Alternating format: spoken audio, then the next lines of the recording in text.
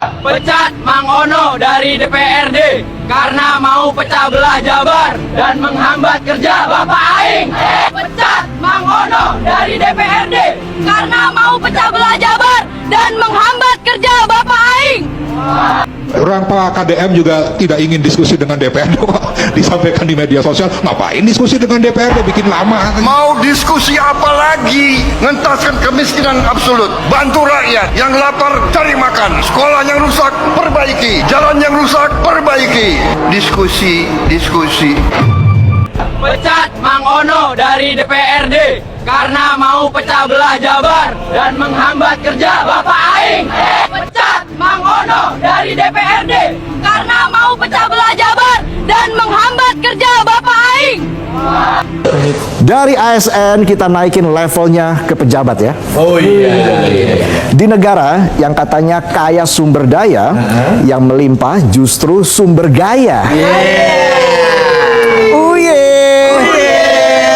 Di saat rakyat kerja dari pagi, ketemu pagi, pejabat kerjanya ngetes kursi, empuk mana ya, kursi menteri apa kursi jet pribadi? Baru-baru ini Pak Bahlil Lahadalia, Menteri SDM enak sekali duit melimpah. Pergi bareng keluarga ke Solo. Iya, ke Solo doang tapi naik jet pribadi. Beda kelas bos, kalau rakyat ke Solo nungguin tiket promo. Promonya habis diborong calo. Mentok-mentok naik mobil atau motor yang harus sering cek tekanan ban. Kalau Pak Menteri naiknya jet, sering cek tekanan moral.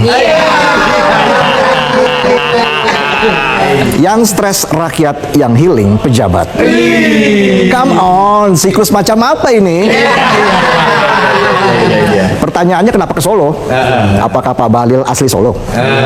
Mungkin cuma liburan atau sowan ke keluarga istri di Sragen, atau jangan-jangan laporan ke bos besar. Gaya hidup mewah pejabat nggak berhenti di Pak Bahlil. Ada juga pejabat daerah yang belum selesai dengan dirinya. Bahkan ada yang flexing makan steak berlapis emas. Nggak cuma kenyang, mengkilap tuh lambung. Kalah Mas Antam.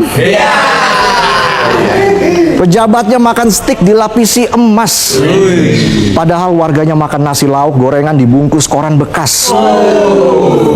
Kenyang enggak, hatinya panas. Mana ada berita korupsi lagi di korannya? Bisa aja saya aja bisa.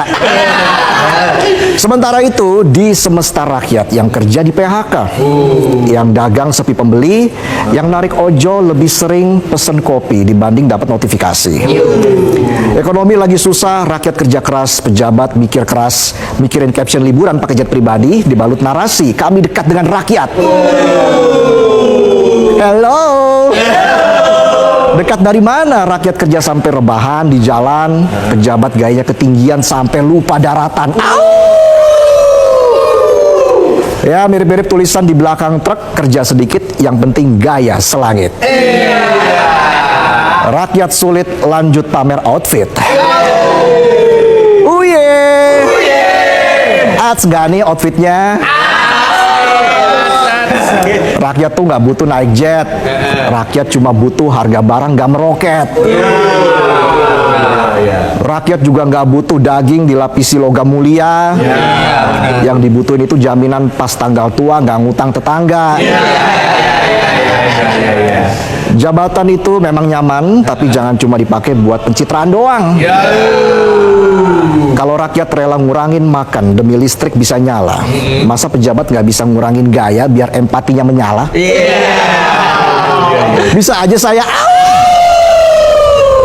Kita lanjut ke berita yang berikutnya. Dari menyorot ASN yang masih pakai jam karet dan gaya hidup pejabat makan emas dan naik pesawat jet, kita ke urusan yang jadi keprihatinan bangsa. Mau bapak-bapak baby boomer sampai Gen Z. Apalagi kalau bukan korupsi. Yang udah kayak stripping sinetron, nggak kelar-kelar ini kayaknya korupsi. Di saat negara lain kejar koruptor sampai ke liang kubur, di sini dikasih remisi. Diusulkan ada amnesti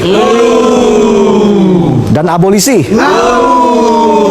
Ditambah ruang tahanan VIP, kasur empuk, ada AC biar adem kayak di Antartika.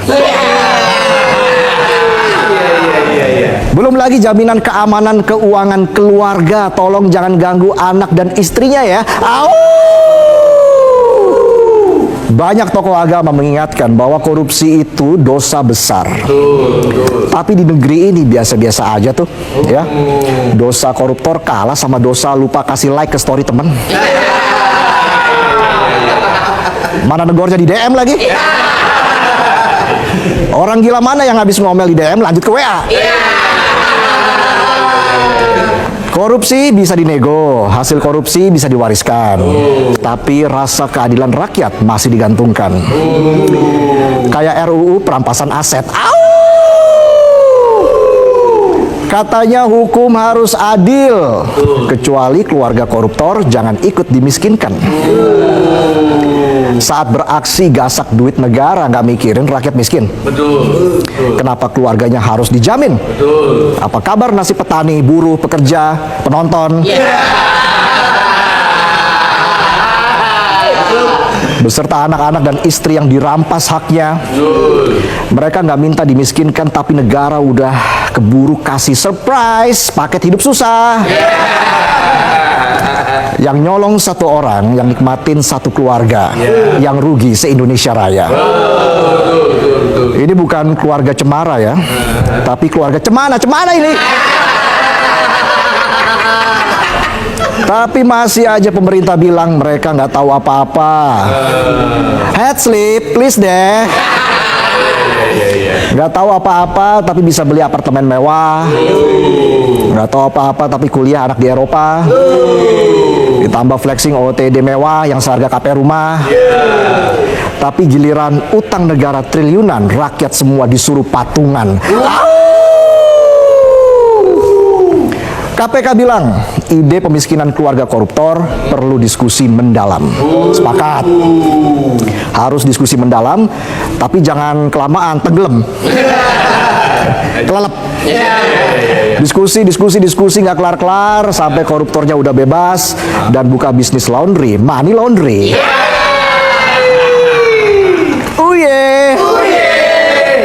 Mirip lah sama RUU perampasan aset yang statusnya belum prioritas.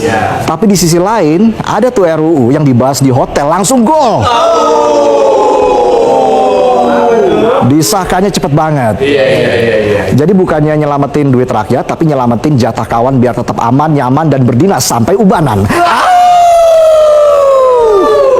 Kerugian negara akibat kelakuan kotor koruptor udah triliunan, tapi hukuman untuk koruptor masih ringan.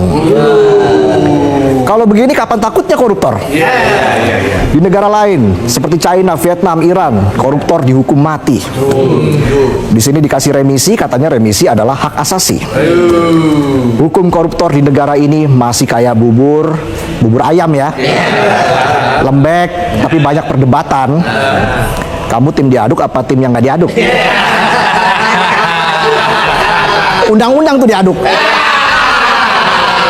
Bisa aja saya. Korupsi itu bukan soal satu orang jahat, tapi soal sistem yang bikin orang terpaksa jahat.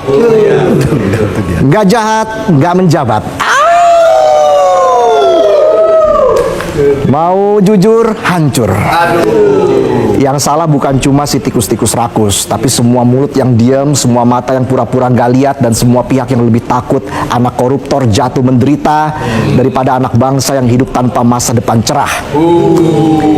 Yang di atas tolong jangan ketinggian, cobalah menengok ke bawah. Negara ini udah terlalu lama baik sama yang jahat, dan jahat sama yang baik. Daripada mikir keluarga koruptor harus dilindungi, lebih baik berpikir bagaimana melindungi nasib bangsa ini dari tikus-tikus berdasi.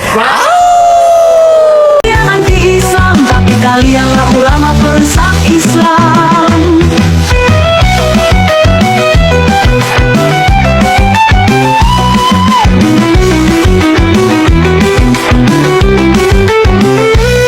Kamu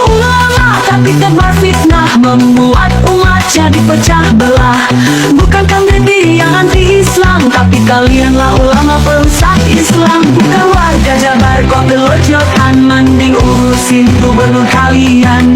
Jalan KDM bawa bendera Islam, tebar fitnah dengan kejam.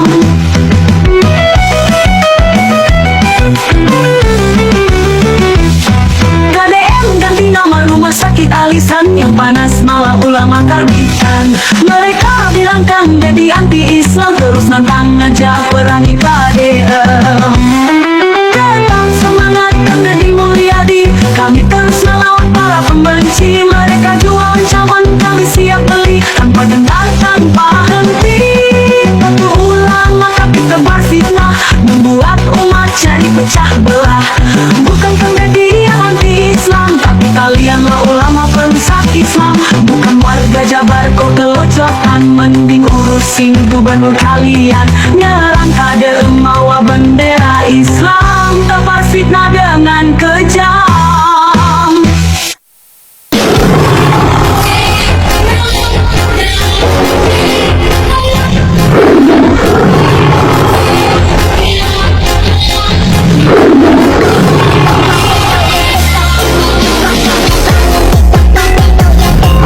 Betawi punya wayang. Jabar punya Bapak Aing. Buat yang baik, jangan sakiti orang. Saya punya filosofi begini, filosofi saya dari kecil. Kalau Anda tidak bisa bantu banyak orang, bantulah beberapa orang. Kalau Anda beberapa orang pun tidak bisa bantu, bantulah satu orang. Kalau satu orang pun Anda tidak bisa bantu, minimal jangan menyulitkan, menyusahkan, apalagi menyakiti orang lain.